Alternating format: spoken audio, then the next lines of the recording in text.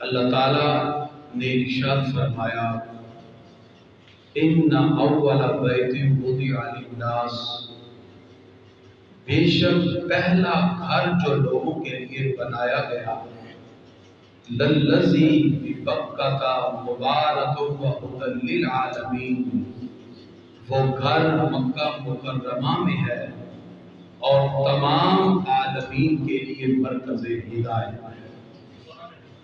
فیہ آیات بینات، اللہ فرماتا ہے اس میں بڑی بڑی نشانیاں ہیں۔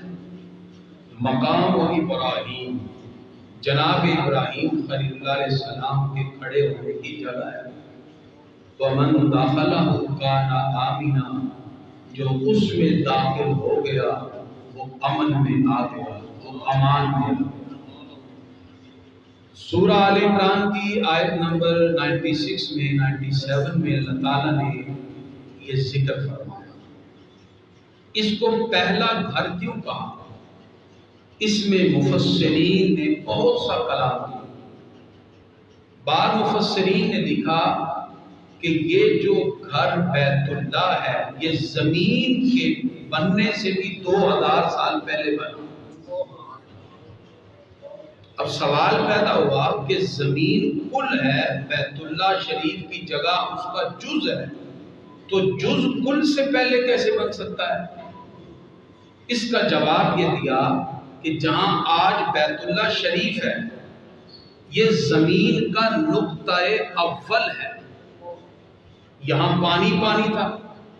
جب اللہ نے زمین کا قصد فرمایا تو فرشتوں کو حکم دیا جو زمین کا وسط بنتا ہے وہ بیت اللہ شریف ہے، وہاں فرشتوں نے اللہ کا ذکر کثرت سے کیا۔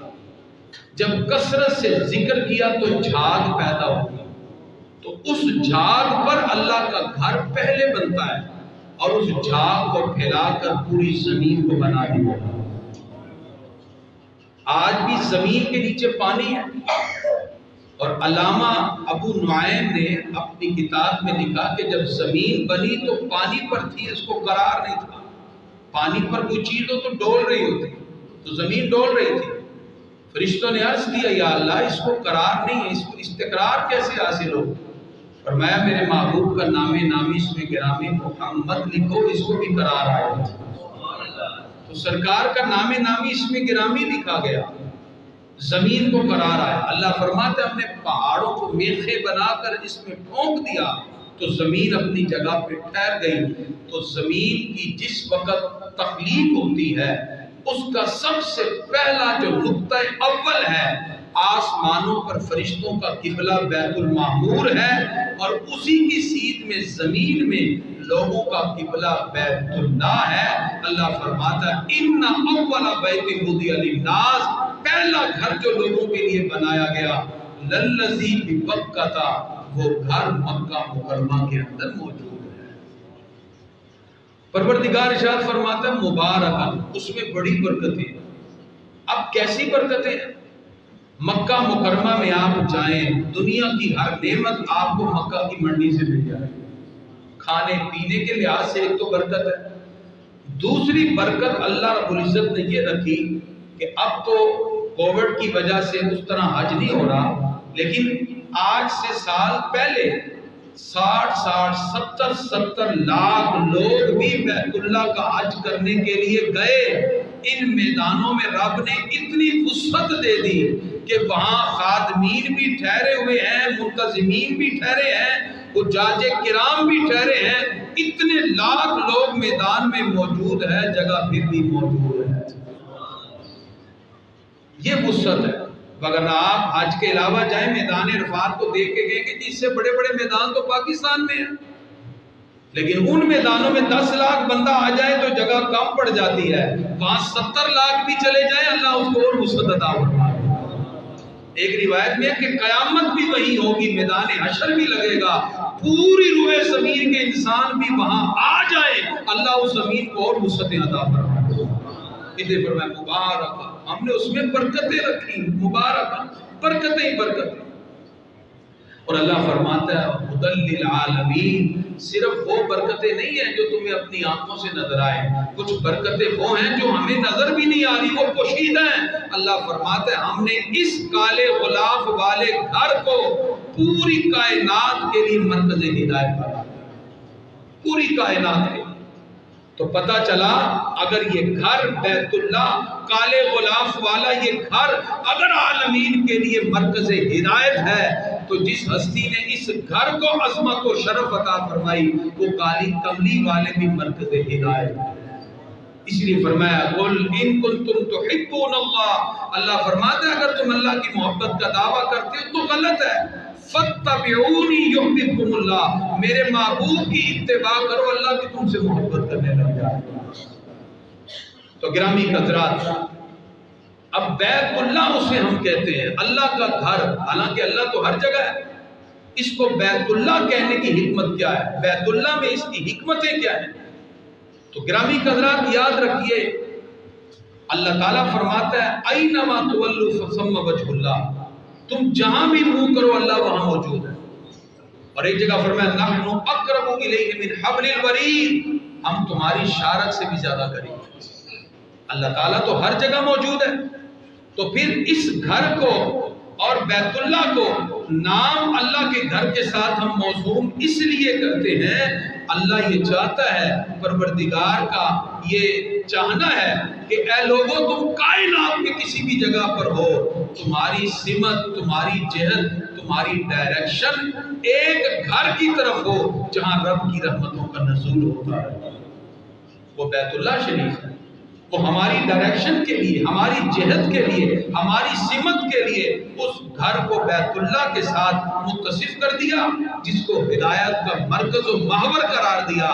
کائنات کا کسی بھی گوشے میں بندہ اللہ رب العزت کی بارگاہ میں عبادت کے لیے سر جھکانا چاہے، فرمایا تم نے سر بیت اللہ کی طرف جھکانا ہے، وہ سب لوگوں کی ڈائریکشن ہے تاکہ ایک ہی طرف تم سب کی گردنیں جھکیں اور سب کے سب وحدانیت کے ساتھ اللہ رب العزت کی بارگاہ میں اس کی توحید کا پیغام اپنے دل میں رکھتے جاؤ۔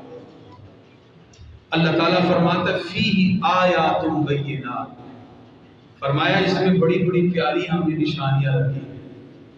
کسی کے گھر میں کوئی تبرکات ہو نا، وہ کہتا ہو میرے گھر میں تمہیں زیارت کرواؤں، آپ اس کے گھر جائیں، وہ اپنے گھر سے بیت اللہ کا غلاف نکال کے دکھائے گا، یہ دیکھو جی میرے پاس یہ دیکھیں یہ تبرکات ہیں، یہ میرے پاس۔ اس کا مطلب ہے کہ کسی کے نزدیک جو چیز باعث کمال ہے تو وہ اپنی ڈائریکشن میں، اپنی نظر اور اپنی سوچ میں جس کو کامل سمجھتا ہے وہ دکھائے گا، دیکھو جی یہ بیت اللہ کا غلاف ہے۔ تو کسی بندے کی نظر میں جو چیز نظریہ کمال میں پہنچے اس کی، اور جو اللہ کی بارگاہ میں کمال میں پہنچے اس میں کتنا فرق ہوگا۔ یعنی آپ کی نظر میں جو چیز کامل ہے آپ کو دکھا رہے ہیں، دیکھو جی بیت اللہ کا غلاف ہے میرے پاس گنبد خضرا کا رنگ ہے، میرے پاس یہ مسجد نبوی کے ریاض الجنہ کے قالین کا ٹکڑا ہے۔ اب آپ کے نزدیک وہ کمال ہے تو آپ اس کامل چیز کو دکھاتے ہیں، تو جب وقت کمال میں کامل کا اظہار ہوتا ہے تو اس چیز کا اندازہ لگائیے جو رب کی بارگاہ میں کمال کا درجہ رکھتے ہیں۔ اللہ قرآن میں فرماتا ہے فیہ آیات بینات، فرمایا آؤ میرے گھر میں تمہیں بڑی بڑی نشانیاں دکھاؤں۔ یا اللہ وہ کیا ہے؟ فرمایا مقام ابراہیم، میں تمہیں ابراہیم کے کھڑے ہونے کی جگہ دکھاؤں۔ اللہ، یہ مقام ابراہیم کیا ہے؟ جب حضرت آدم علیہ السلام زمین پر تشریف لائے، آپ کا ایک پاؤں حجر اسود پر تھا، دوسرا مقام ابراہیم پر تھا، دونوں پہ پاؤں رکھ کے زمین پر تشریف لے آئے۔ تو حجر اسود بھی جنت کا پتھر ہے، مقام ابراہیم بھی جنت کا پتھر ہے۔ یہ دونوں کس کے پتھر ہیں جی؟ جنت کے پتھر ہیں۔ جب آپ زمین پر تشریف لے آئے، اب یہ جو حجر اسود تھا اس میں بڑی چمک تھی، اور جس وقت حضرت ابراہیم علیہ السلام نے اس کو بیت اللہ کے ساتھ نصب کیا، اس کی روشنی سے جتنا علاقہ منور ہوا اس کو حرم کہتے ہیں۔ بیت اللہ شریف سے بہت پہلے جب آپ عمرہ حج کرنے جائیں تو لکھا ہوتا ہے کہ یہ مقام حرم ہے، اس سے آگے غیر مسلم نہیں جا سکتا۔ وہ جو جگہ وہاں تک کا جو نشان تھا وہ اس حجر اسود سے نکلنے والی روشنی سے متعین ہوا۔ اب یہ لوگوں کے گناہ چوستا ہے، جو بھی اسے چومتا ہے یہ اس کے گناہ کو چوستا ہے۔ اب یہ سیاہ ہو گیا لوگوں کے گناہوں کو چوس چوس کے۔ سرکار فرماتے ہیں قیامت میں اللہ اس کو آنکھیں دے گا، یہ ایک ایک بندے کو پہچان کے کہے گا یا اللہ میری گواہی اس کے حق میں قبول فرما، اس نے مجھے چوما تھا، میری شفاعت اس کے حق میں قبول فرما۔ وہ پتھر بھولے گا نہیں، کروڑوں لوگ اس کو چومیں گے، اربوں لوگ اس کو چومیں گے، لیکن وہ جس نے اس کو چوما یہ اس کو پہچان لے گا اور قیامت میں اس کی شفاعت کرے گا، یا اللہ میں اس کے حق میں شفاعت کرتا ہوں، میری شفاعت اس کے حق میں قبول فرما۔ اللہ اس پتھر کی شفاعت کو قبول کر لے۔ تو حجر اسود کا یہ مقام ہے، اور مقام ابراہیم یہ وہ پتھر ہے جس پہ حضرت ابراہیم علیہ السلام نے کھڑے ہو کر اس گھر کی تعمیر فرمائی۔ یہ گھر کئی مرتبہ بنا، پہلے کیونکہ بیت المعمور کی سیٹ میں ہے، قول کے مطابق پہلا گھر فرشتوں نے تعمیر کیا، اس کے بعد پھر حضرت نوح علیہ السلام کا طوفان آیا، عمارت ختم ہو گئی، پھر اس کے بعد وقت گزرتا گیا، حضرت ابراہیم علیہ السلام نے اس کو پھر بنیادوں سے اٹھایا۔ اور جس وقت آپ یہ گھر بنا رہے ہیں تو آپ حضرت ابراہیم علیہ السلام اسی مقام ابراہیم پہ کھڑے ہیں۔ یہ پتھر جب دیواریں اونچی ہوتی ہیں اونچے جب اوپر جاتا ہے، جب آپ گارا لینے آتے ہیں تو یہ پتھر نیچے آ جاتا ہے۔ پتھر بھی آپ کی دل کی کیفیت کو جانتا ہے، ایسے گارا لینے آ رہے ہیں نیچے آپ اوپر جا رہے ہیں اور پتھر اوپر جا رہے ہیں۔ جب گھر بن گیا، تفسیر ابن عباس سے پڑھ رہا ہوں غور کے ساتھ، اللہ تعالیٰ نے اس پتھر کو حکم دیا، اس مقام ابراہیم کو، اے پتھر مٹی ہو جا۔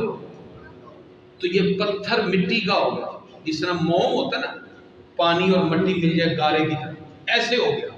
اللہ فرماتا ہے ابراہیم آپ اس پتھر پہ کھڑے ہو گئے، یا اللہ فرمایا خوب جمائیے اپنے پاؤں۔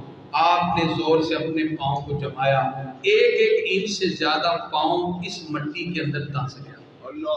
یا اللہ اب فرمایا اب اپنے پاؤں نکالیے، فرمایا پتھر پھر پتھر ہوگا، پھر پتھر ہوگا۔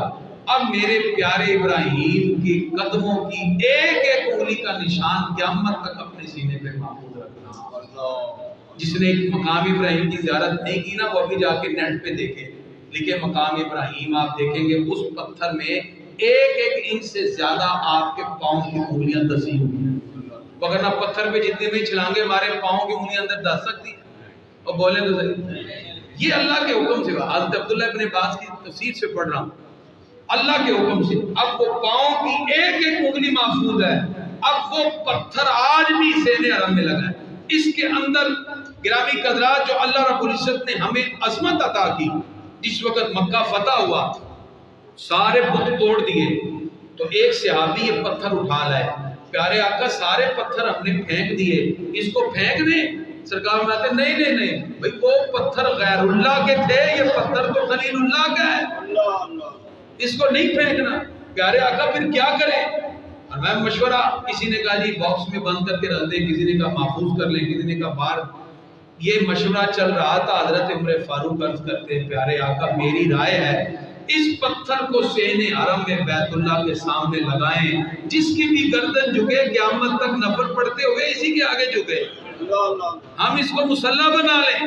ابھی یہ بات چل رہی تھی، اللہ نے قرآن کی آیتیں اتار کے فرمایا، ہم کو حضرت فاروق اعظم کی یہ رائے پسند آئی، وَاتَّخِذُوا مِن مَقَامِ إِبْرَاهِيمَ مُصَلَّى، اس پتھر کو سین حرم میں بحیثیت مصلی نصب کر دیں۔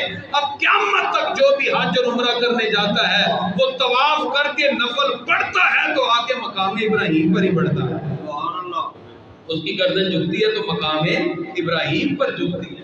اللہ تعالیٰ نے اس پتھر کو یہ شان عطا فرمائی۔ پروردگار فرماتا فی آیات بینات، آؤ میرے گھر میں بڑی بڑی نشانیاں دکھاؤں گا۔